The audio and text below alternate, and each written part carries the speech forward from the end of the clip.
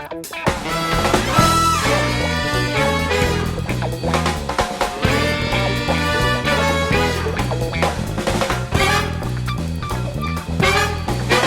the snow's gone, what I like to do is try and, traditionally for the last 5 years I've always started my lawn care season on the 3rd week of March, which has always worked well for me. Also because at the golf course I worked at, the course maintenance week was always the 2nd week of March, so I can never really get that week off. So always start the 3rd week, and that is for scarifying, seeding, top dressing and all that kind of stuff, and then work on through the springtime, just doing the standard kind of weed and feeds, if you like. So we're now a couple of weeks away from that, so what I need to do now is look out my scarifiers and, well, make sure they work, basically. But what I'd also thought I'd do is show you them, explain to you why I've got them, and the good bits and bad bits about them. Let's check it out. Right, so somewhere underneath there should be 2 scarifiers, which obviously haven't seen light of the day for the last couple of months. Okay, so first up is the Einhell Scarifier. Now this is one of the first bits of kit I ever got, and before you laugh, I can honestly say it's one of the best bits of kit I've ever got. So when I first started doing lawn care, I really wanted to get a piece of lawn care equipment like a scarifier, and it just worked for me better to own one than to hire, just because I was working full-time as well. So trying to take a tool back to a hire shop the following afternoon was actually going to kill a lot of time that I could have been working in. So to own a bit of kit would be a lot easier, and also over the long run would be more cost effective. I searched the internet and I came across this Einhell. Now, as far as I'm aware, Einhell Blue, as this is like a homeowner product, and Einhell Red is more of the professional equipment, I guess. Although they didn't do a red at the time, the only scarifier they had was blue. So I looked at it and I studied the engine, and although it's Einhell's own engine, it's basically a Honda engine as far as I could see. And every time I've serviced it, I've always replaced it with genuine Honda parts. So my theory was that every time something broke, all I would do is replace it with a Honda part, and eventually I'd build my own Honda engine. And I've got to say, I've had it now 4 years, and I do a lot of scarifying, and it's brilliant. No issues whatsoever. The only problem with it is you have to be a little bit careful because the wheels are kind of hollow plastic, and I can imagine them breaking. When it first turned up, actually one of the wheels was broken, but I got it from Mo Direct, and their service is absolutely amazing, and the next day they'd sent out a new wheel, and you know, it's just changing a bolt and it was fine, it was ready to go, and it's been really good ever since. The only real negative with it is that the teeth on the inside, the actual tines, they wear out really, really quick, and I will normally go through a set of tines per season. So usually I'll go through the season and I'll run out about halfway and I'll have to replace it, and it comes with a parts phone number on here, and you can just ring it, and the service is brilliant. I think for about 30 quid you get the next day delivery and you get a set of tines sent out to you. So that's what I've always done. The other issue, not that it's a big problem, is that the bolt here sometimes comes a little bit loose with vibrations. So all I've done is just put a bungee cord around it, just so it stops it dropping out and changing height. As scarifiers go, I think this is a pretty good one, particularly for the lawn care industry, when you're potentially going to a very small lawn. You're only going to be there an hour or two, and then you chuck it in the back of the van, because you just find the setting that's good for you, and obviously as the tines wear down, you get lower and lower, and then as soon as you've finished, take it up to its highest setting. Now the tines aren't touching the ground, you can just wheel it straight to the van, chuck it in the van, and also it's quite light. I can lift it no problem, so if I do have a job that's at the top of some steps, I can easily pick this one up. Now, the other advantage I like about this is if you have a new client whose lawn's pretty unruly and it's really thick with moss, this is a great one to take over because the tines aren't the thickest and it will go through and it will rip lots of moss out, but at the same time it won't absolutely destroy the lawn. Where with my other scarifier, the tines are so close together, I think if it was a lawn in really bad condition, I think it would make a hell of a mess. So I tend to use this one on more of the rougher lawns, shall we say, and then use my other scarifier on the nicer lawns or the lawns that I've been maintaining for a while. And then that leads me on to my second scarifier, my newer scarifier. This one I bought last year, and I'll be honest with you, it was a bit of a panic buy. A lot changed within the business last year and I took on a lot more clients, and I was worried that the old Einhell wouldn't make it through. I also had someone working with me during that springtime rush, so it was easier for us to have two scarifiers. And this was, I think it was the cheapest one of the Elite range, but it was just something I wanted to help me get through.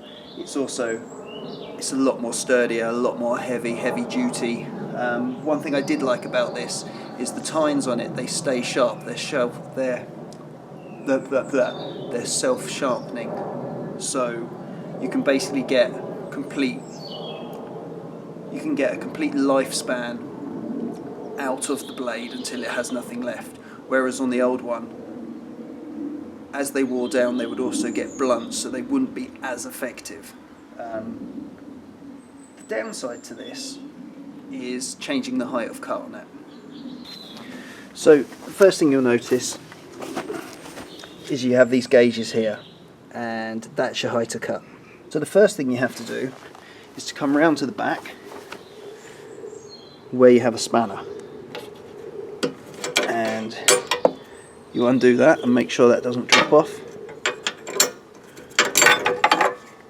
and you take said spanner off. Next thing you do,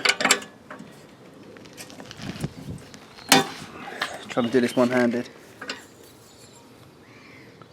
is loosen the wheel.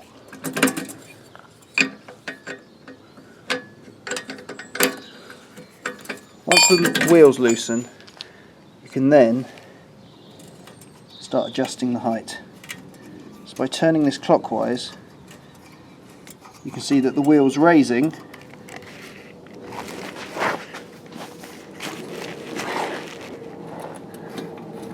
and that's lowering the height of the unit. So obviously what you'd have to do is loosen the wheel, wind this down to the height which is good, loosen that wheel, wind that down to the height that you want. The problem you have now is the tines are now fixed, so if you want to put it into the van, it won't sit on the wheels, it's going to sit on the tines because they're going to be lower than what the wheel is. So that means to move it around without damaging it, you're either going to have to pop a wheelie the whole time, or you're going to have to loosen the wheels back off, wind them back up so the tines are clear of the ground, do that on both sides, and you're going to have to do that all the time. So that in itself takes up a lot of time. So that was the first thing that I wasn't really fully aware of when I bought it, and it's a little bit of a disappointment because it just takes up some valuable time, especially if you're pretty organised in what you're doing and you've got a lot of houses or a lot of lawns to get through that day, and you don't want to be damaging the tines because it's the most important part of the machine. The other issue with this is when I was reading about how to set the depth, is that they suggested that you set the depth so the tines were 4 mil below the surface of the wheels, and they suggested you did that by getting a 4 mil bit of wood and putting it under the front wheels on a flat surface and then dropping the tines down until they touch the ground. Now that sounds fine, but how the hell do you get hold of a 4 mil bit of wood? And I walked around measuring anything I had, and what I came across was a bit of carpet gripper, and I measured it, and it was pretty much 4mm. So perfect. So what I did was I went through, I took out all the big nails, all the horrible little spiky ones. I just, either if I could get them out, I got them out, or I just banged them into the wood. And this now is just part of that kit, along with the spanner, which just has to travel around with it now, and that will give it the perfect height. So you may use it as, say, like a bowling green, and you may set the height, use it, and then just carefully put it in the shed and sit the tines down on some wood. That's fine, but just remember you have to keep re-evaluating what the height is and dropping it down as and when it needs it.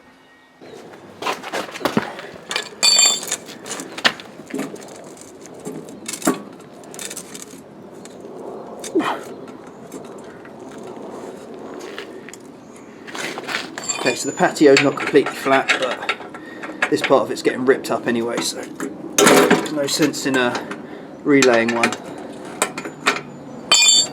The other thing is it sometimes rolls off the bit of wood, so you need to hold it in position. And all we're going to do is just drop this down, ideally at the same time.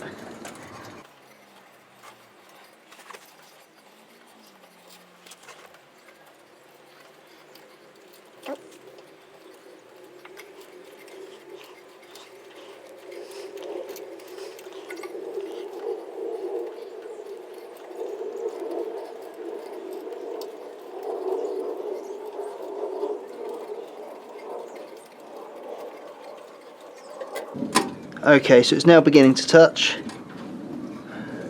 So all we're going to do now is just make sure that these are lined up right. So we've got A and a half, and I would say it's just around the B.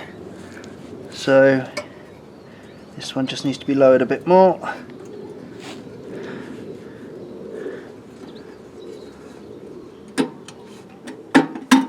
And you can see the tines are touching. We now have to just tighten these wheels back up.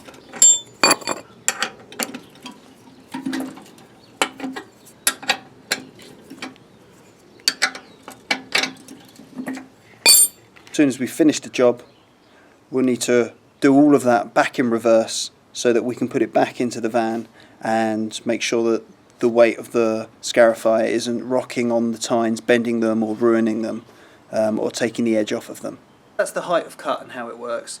There's some other cool things about this. Another feature I like about this is it's got this welded bar on here, so if you need to, say, leave it on a trailer and you want to nip into some shops, you can actually lock it to the trailer. Obviously you can't look, there isn't a sealed bit across the bar here, so anyone who wanted to steal it could just undo the handlebars pretty quickly, so that's quite a nice little feature. Also, something which is a little bit different to other scarifiers, or certainly scarifiers I've used, is when you turn them on, normally what happens is the tines go round and round and round, and you engage it by dropping the height of cut down. Obviously on this, the height of cut takes quite a while to reset. So what they've done is slightly different. Obviously the engine will be running, the tines are going to be lower than what the wheels are, so they've done it on a bit of a pivot system. So to engage it, you pull the dead man's handle down and it pops the engine up, and that tensions the belt, which pulls the tines round.